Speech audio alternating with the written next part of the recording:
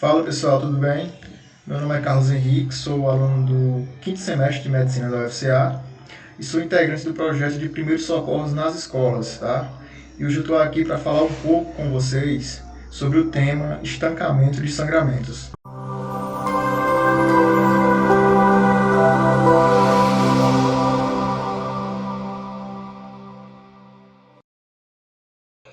Primeiro, o que é uma hemorragia? Tá? Hemorragia é um nome bonito para sangramento.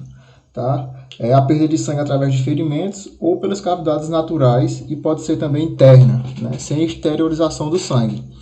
Traduzindo isso aqui, a gente pode ter um sangramento externo, que é aquele que você sangra e que você vê o sangue, e pode ter também uma hemorragia interna, ou seja, o sangramento interno, em que você não consegue ver o sangue, a menos que você faça uma abertura da cavidade, né? Abra o corpo do indivíduo para ver aquela hemorragia.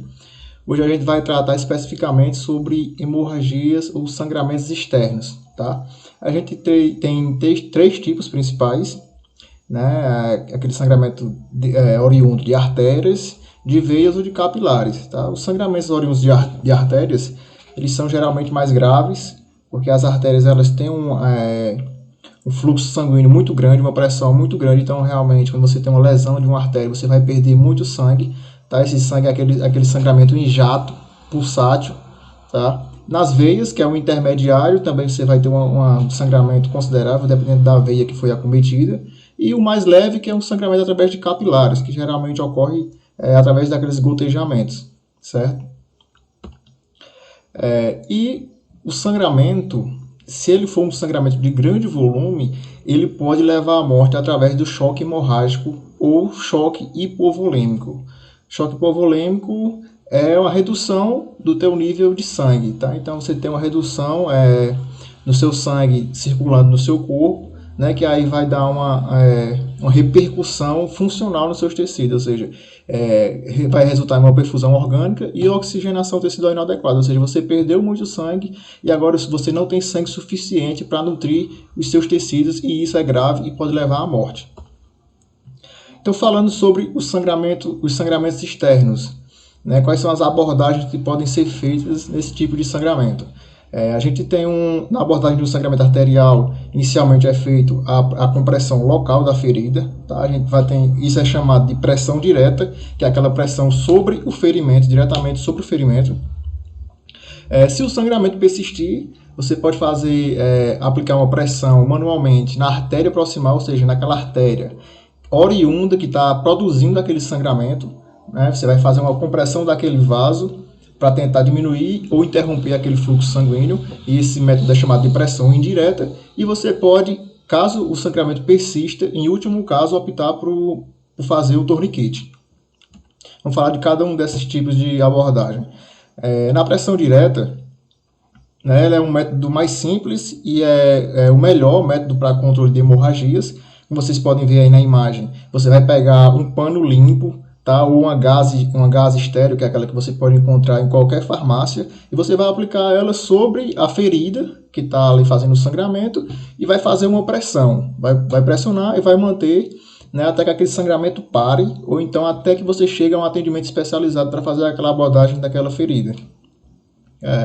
A região com o ferimento, ela deve ser, se você suspeitar que realmente você foi só apenas um corte, não teve trauma, não é devido aquele sangramento, não é devido a um acidente, tá? Não é devido a um acidente automobilístico ou uma queda, você sabe que não teve fratura óssea do braço ou de qualquer outra estrutura do seu corpo, como por exemplo da medula espinhal, você pode fazer o levantamento daquele membro, né, acima do nível do coração, para que a gravidade te ajude, né, a interromper aquele sangramento, ou pelo menos diminuir o fluxo. Você vai levantar o membro acima do nível do coração para que a gravidade favoreça o estancamento daquele sangramento.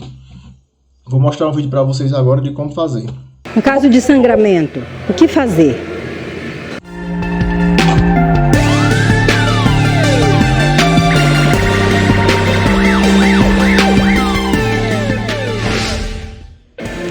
Sangramento ele pode acontecer dentro do corpo, onde você não tem condições de visualizar, ou fora do corpo, onde está ali visível.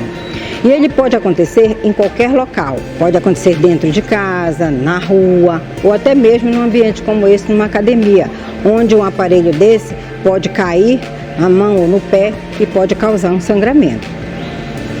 Agora nós vamos mostrar para vocês quais os procedimentos que você pode fazer quando você apresenta um sangramento visível. Temos exemplo aqui, um corte na mão. Diante de um corte na mão, você não deve tentar colocar para dentro nada, nem pele, nem tecido, nem um osso que porventura esteja aparecendo. O que você deve fazer?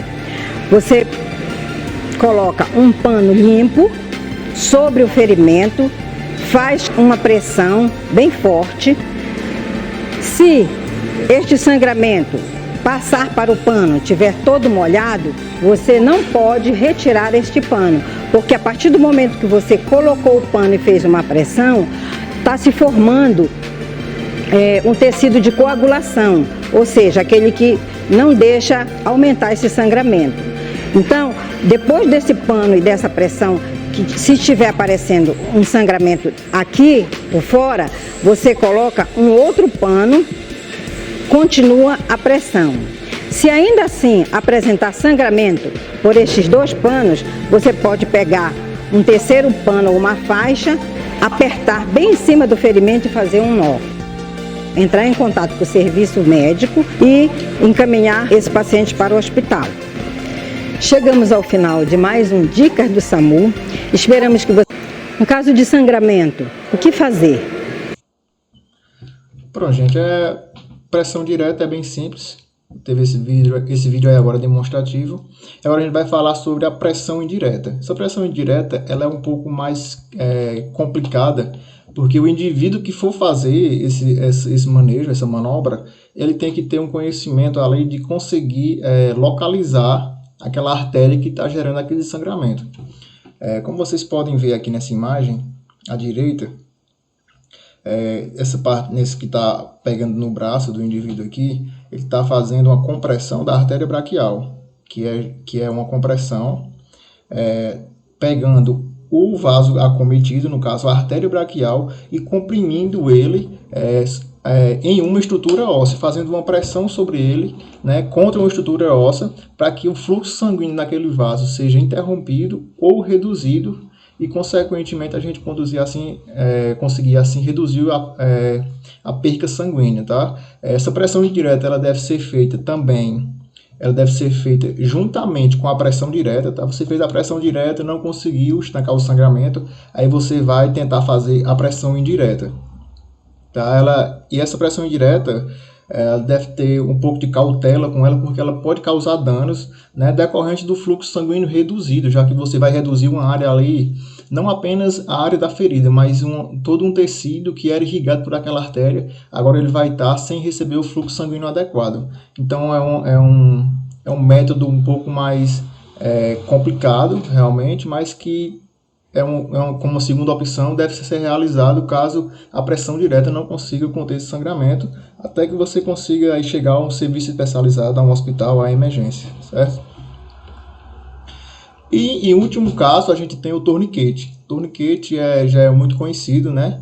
Porém deve ter muita cautela também, porque ele é complicado e pode trazer consequências até irreversíveis para o indivíduo que foi utilizado esse método. Tá? Como é que você vai fazer? Você vai segurar o ponto de pressão ali próximo. Nesse caso a gente tem uma amputação, tá? Uma amputação de mão. Você vai segurar, fazer uma pressão ali aproximadamente 5 centímetros do local onde teve a lesão, nesse caso no local de amputação. Nesse caso a gente vai usar uma atadura ou um pano, tá? Você vai passar o material ao redor do membro, você vai fazer 2 voltas ao redor do membro, aperta bem e você faz um nó, mas você não completa o nó, você deixa ele pela metade, e aí você vai com um objeto que você consiga fazer um torque, tá? Rodar, nesse caso aqui ele está utilizando uma caneta, né? E aí você vai rodar ele para aquele objeto e fazendo a pressão e rotacionando ali e ir apertando o membro, tá? Você vai torcer o bastão somente até o sangramento parar. O sangramento parou, pronto, você dá um jeito de fixar aquele bastão ali, no caso aqui ele está usando uma caneta, tá? E você vai anotar que hora foi que aquele torniquete ele foi aplicado. E se o sangramento ele não foi interrompido com a utilização desse torniquete, você pode fazer um outro torniquete logo acima desse primeiro que você fez, tá, gente? Mas isso aqui é complicado, não é tão simples para se fazer, tem que ter um pouco de instrução para fazer isso aqui, tá? Então, é um método de última escolha, mas que pode salvar a vida de um indivíduo que está perdendo muito sangue ali devido a um amputamento. Eu vou passar para vocês agora um videozinho que fica mais ilustrativo para vocês verem como é que faz. Porque posso lesionar ali os tecidos desse paciente. Então, há a possibilidade de você usar também a atadura. E parece, né, pra gente que se eu der um nó aqui e você puxa daí, eu puxo de cá, vai estancar o sangramento. E não vai, tá? Não se iluda com isso. Okay? Então, a gente vai colocar a atadura no paciente, ok? Vai dar um nozinho simples de cadastro. Nó simples. Coloquei até ajustar, como se eu ajustasse esse, ok? Ajustei. Agora eu vou dar um outro nó por cima, deixando o espaço necessário para o que eu vou usar aqui em cima. Por exemplo, a minha caneta, eu posso usar ela, como posso usar a minha tesoura, ok? Aqui dentro. Então, o que eu tiver ali na cena, um galho, ok? Coloco aqui, deixo o espaço que eu vou precisar para colocar o objeto lá dentro. Esse foi um outro nó de cadastro, nozinho simples, nozinho cego. Vou dar um outro nó cego por cima para bloquear esse segundo nó. Bloqueei ele. Agora eu vou colocar o que eu preciso aqui dentro e vou rodar esse membro. Tá? Eu não indico cortar isso aqui agora, tá? Que a gente vai precisar dele. Vou rodando, rodando, até eu ver o fluxo lá estancar por completo, tá? Ou que parcialmente eu uso uma outra atadura aqui em cima, que seja no membro inferior, que seja no membro superior. Após fazer isso, eu vou pegar o que sobrou, tá? E vou passar aqui por baixo.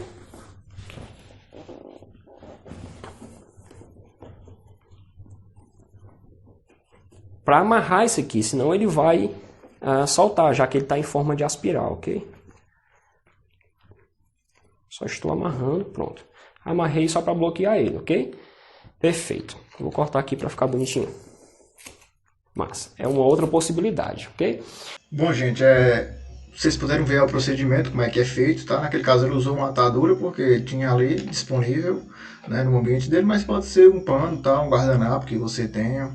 Mas, lembrando, muito importante que esses são apenas procedimentos paliativos, tá? Para tentar salvar a vida daquela pessoa em caso de sangramento de grande monta, mas que o serviço especializado deve ser acionado imediatamente, se na sua cidade tiver SAMU 192, e se não tiver, né, tentar chegar o mais rápido possível a um hospital, a emergência de um hospital mais próximo. Só para finalizar, falar do sangramento nasal. Tá, o sangramento nasal ele pode ser causado por coisas muito simples do dia a dia, como exercício físico, tá, altas temperaturas, né, muito calor. Algumas pessoas podem ter sangramento nasal. Porém, ele também pode ser ocasionado por uma coisa muito séria, que é a fratura de crânio.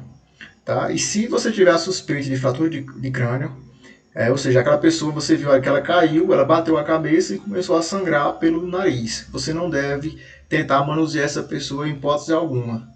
Tá? Isso pode, e muito menos, tentar bloquear esse sangramento, sangramento nasal, porque ele pode piorar o quadro do paciente. Né? Pode, se for uma hemorragia encefálica, tá? Hemorragia intracraniana, você tentando bloquear esse fluxo sanguíneo, ele pode aumentar a pressão dentro do crânio e piorar o quadro da pessoa. Tá? Mas se não for, realmente se for um sangramento decorrente de uma coisa, de um exercício físico, tá? De um excesso de calor que a pessoa sentiu naquele momento e começou a sangrar, ou seja, você descartou a hipótese de fratura de crânio, você pode manter a pessoa inclinada para frente, né? Sentada, imóvel, inclinada para frente, impedindo que essa posição inclinada para frente, para que impeça aquele sangramento, aquele sangue dele ser aspirado para as nossas vias respiratórias. Tá? E também você vai pegar uma gazezinha ou um pano, né? Um panozinho limpo, e tentar conter aquele sangue colocando no nariz para que esse pano ele absorva esse excesso de sangue. Tá? Isso aqui é simples, mas é também fundamental para nossos casos de sangramento. Então era isso que eu tinha para falar para vocês, gente. Obrigado, até a próxima.